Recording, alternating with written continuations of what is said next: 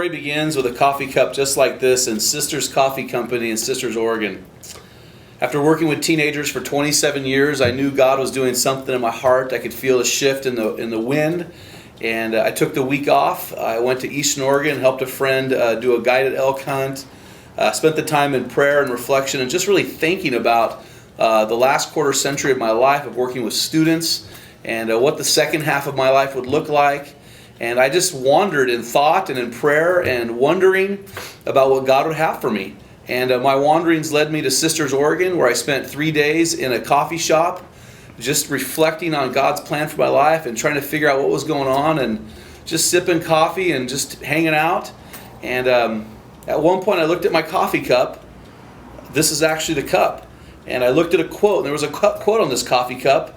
And it was from a guy who lived and wrote around 185 AD, a guy named Saint Irenaeus. And on this cup was the quote, "The glory of God is man fully alive." And as I looked at that verse, I realized I hadn't been alive. I'd been in a rut. And I needed to dig myself out. So as I pondered this quote and I reflected on my life, I began to ask myself a series of questions. What am I passionate about? At what point do I see God really using me? What wrecks my heart? What breaks me? What really frustrates me?